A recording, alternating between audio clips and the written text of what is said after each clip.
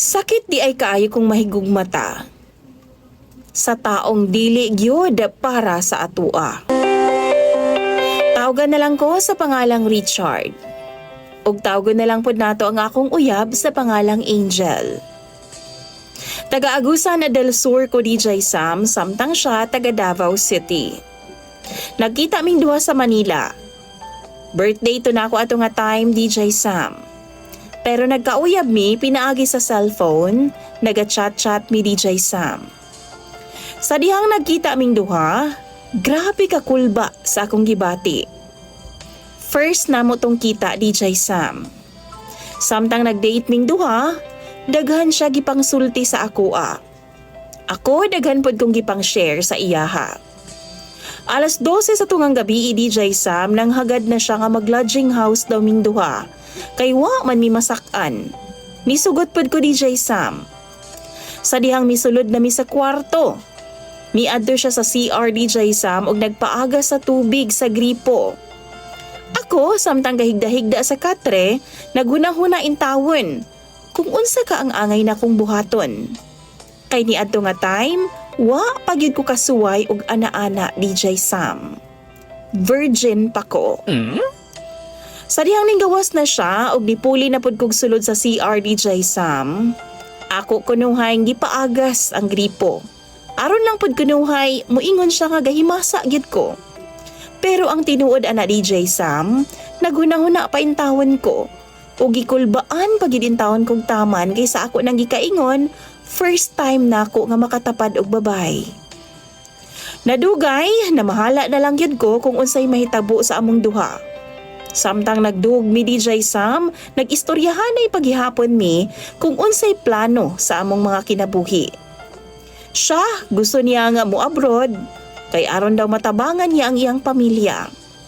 Ako pod maningkamot po kong manarbaho DJ Sam para makatabang pod sa akong mga ginikanan. Wa magdugay, iyahan akong giunhan og hikap-hikap sa akong lawas. Ako DJ Sam, grabing kakulba. First time lagi nako. Wa na lang kumilihok o gipasagda na lang nako siya, hangtod nga ninggahi na gyud ang akong budbud. Wa nagdugay DJ Sam, iya na pong gihubo ang akong sinina o giromansa ko niya pag-ayo. Nibati ko kagilok sa lawas DJ Sam og maong nakapamaak gid intawon ko sa akong wait. Nakaot nga gid intawon ko sa kalami mo romansa niya DJ Sam. Ug tuod man, nakuha gid niya ang akong pagka-virgin.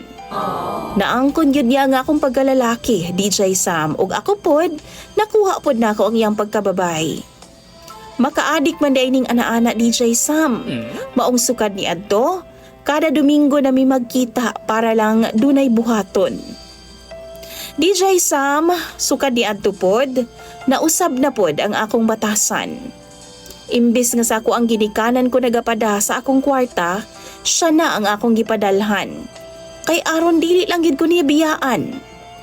Kada tulo ka adlaw DJ Sam, mupadagod ko niya og 5,000 para naa siya'y magamit. 5 ka buwan ako tong gibuhat.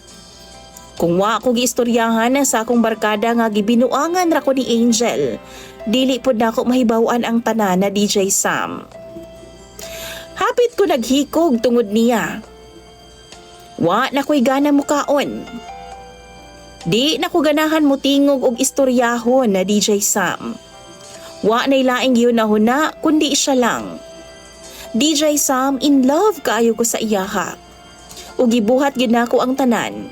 Gihatag nako ang tanan sa iyaha. Pero iyaha man kong gibinuangan. DJ Sam, hangtod karon siya lang gihapon ang akong mahinumduman. Maunang mangutana ko sa inyo hag unsa bay angay nakong buhaton. Para lang gyud malimtan nako siya. Siya nga akong first time nga gihigugma.